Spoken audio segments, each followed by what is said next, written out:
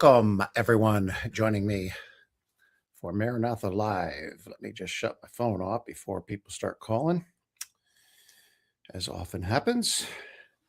And it is so good to have you with me tonight. And we're going to actually start a new series here tonight that I'm personally excited about. And it is about the subject, sorry about that, is about the subject of guarding our minds and being careful of what we allow into our hearts, into our minds, into our hearts by way of our mind.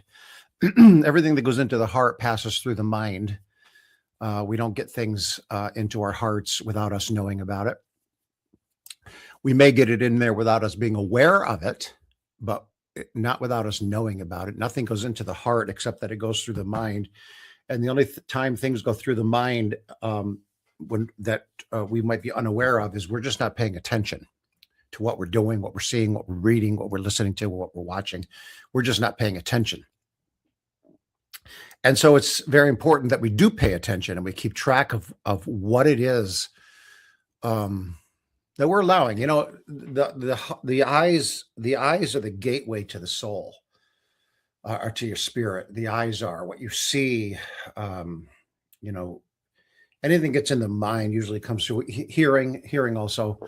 But what we see, what we set our eyes on, let's go eyes and ears, because what you listen to without seeing can be just as detrimental to our spiritual health as seeing but not hearing. So it's important that we pay attention to what let's just say all five of our senses, okay? Let's just make this simple. Any of our senses: touch, sight, sound, taste.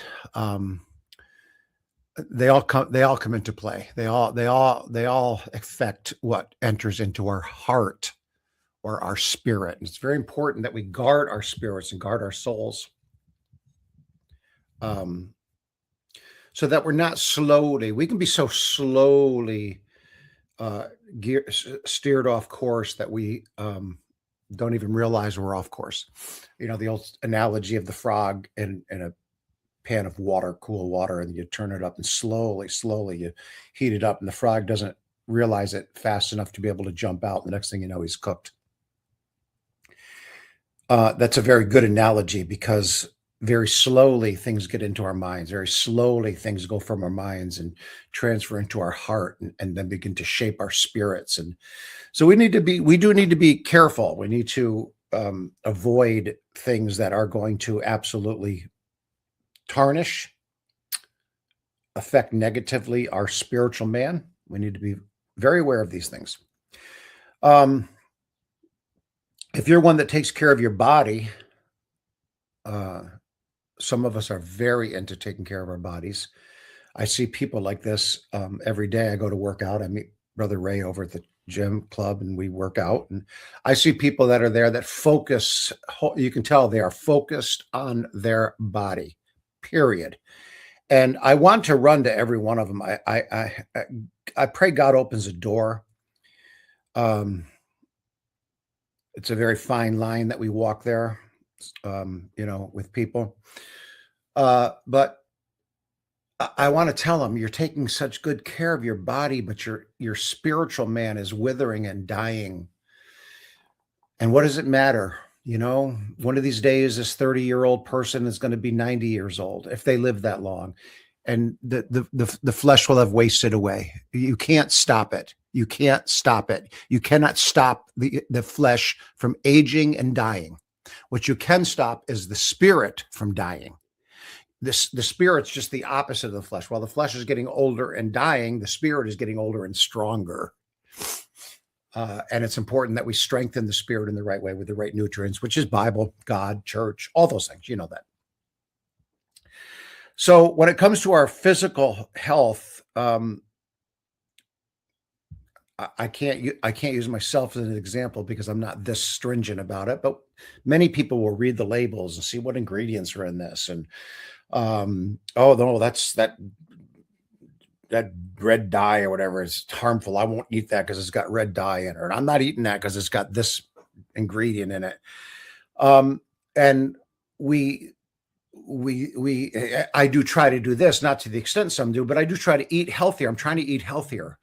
I'm trying to eat healthy for my body, for my mind. As you get older, you realize that nutrition does play a large part in our ability to continue to function.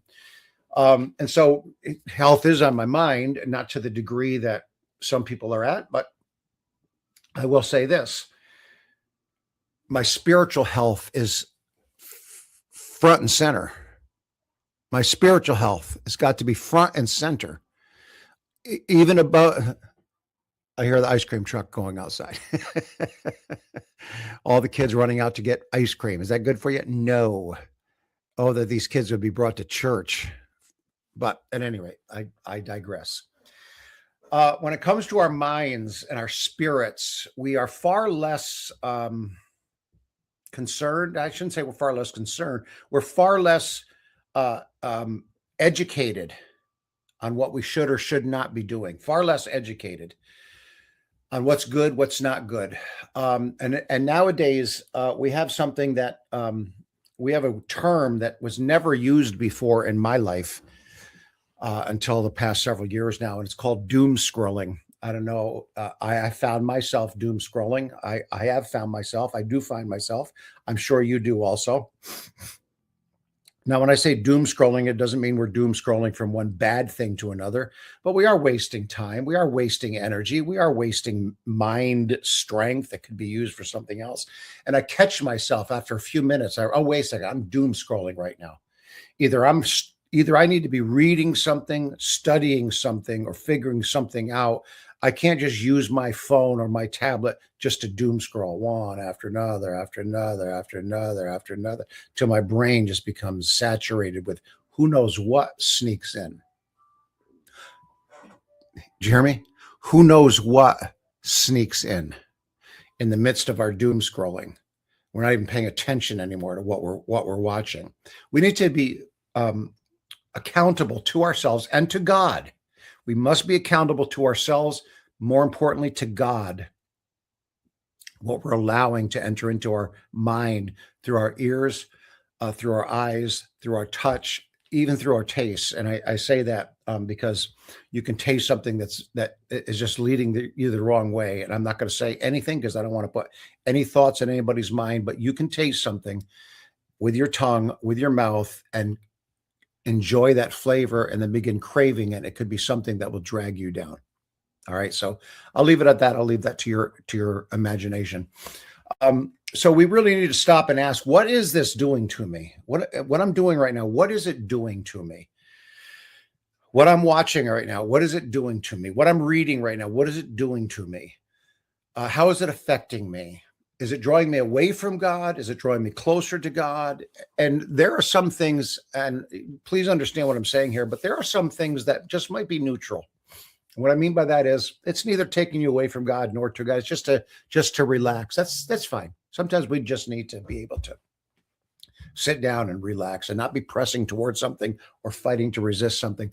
But just be careful when you sit down to relax that it's not at those moments that things creep in that we're not paying attention to, that are shaping our spirits, shaping our minds, shaping our thoughts about things. We need to be very careful. We need to be diligent. I think the Bible talks about being diligent, because all of the things that our five senses partake of, our sight, our ears, our taste, our touch, what I missed there. So whatever I missed just then, figure it out. Help to shape who we are. They help to shape who we are. All of our senses help to shape who we are, not exterior, but interiorly, if that's a word. They help shape our inner man. The things we read, the things we watch, the things we touch, the things we taste, the places we go, the things we do, the things we think about, the things we entertain ourselves with. They shape this inner man. Now, this inner man is the part of me that needs to touch God. Do you understand? It's the inner man. It's the spirit. Deep calls unto deep, the Bible says. It's the spirit that is in me that reaches out and touches God. And if the spirit in me is clouded with who knows what. If it's numb, sometimes our inner spirits are numb. And we've seen people like that. They're just numb. They have no drive. They have no loves. They have no desires. They're just, or their inner drive is misfocused. And like I talked about people working out, their inner drive is misfocused. There's nothing wrong with working out. There's nothing wrong with eating healthy. There's nothing wrong with taking care of the body God put your spirit in. Nothing. But if that's your focus and you're forgetting the more important part, what good is it? What good is it? What good does it do a man to gain the whole world and then lose a soul at the end? What good is it? It's no good. And so what I'm trying to say is we need to be careful.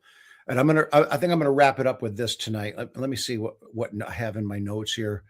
Yeah, I'm gonna wrap it up here and just leave it with. I'm gonna be talking in the next few weeks about our ability to be aware of what's shaping us, what's shaping who we are, what's shaping how we think, what's shaping our motivation to do the things we do, because some of the things we do are not right in the eyes of God. What motivates us to do those things? Where are we getting the nutrients to make that part of us strong? You see what I'm saying? Because we're feeding something in us, and we need to feed our spirits with the nutrients and not starve our spirits with fake ingredients. We really need God. We need a move of God. We need Jesus in his purity and his fullness. We can't take a watered down version that's got no nutrients in it. So I'm going to be talking about this over the next several weeks, about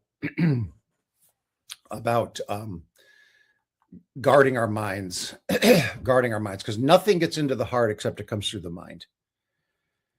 Nothing gets down in here except it first went through here, and this here we can control fully 100%. Takes discipline, takes effort, but we can control this. We can. If we work at it, we can control it. We can control what we watch, what we read, what we think about. We can control those things. It takes effort, but we can do it. So I'm going to talk about this over the next several weeks. Let's see. I don't know how long I've gone here so far. I don't see any. Oh, here I am. Oh, I've been 15 minutes already. So 13 minutes if you count 2 minutes for the introduction. So I think 13 minutes is good, but over the next several weeks here, at least a couple, we're going to be talking about guarding our minds and making sure that we are aware of what we are allowing to shape our spiritual man, the part of us that's going to spend eternity somewhere. You're going to spend eternity somewhere. You're going to spend eternity in heaven or in hell. You are going to. I want to feed the part of me that will get me to heaven. Amen. God bless you. Thank you for joining me tonight. I pray you have a blessed rest of your week. And as I always say, and I will always say, if you're anywhere near the capital region, come on out to church. Find us online and be blessed in the service. God bless you. Thank you for joining me tonight.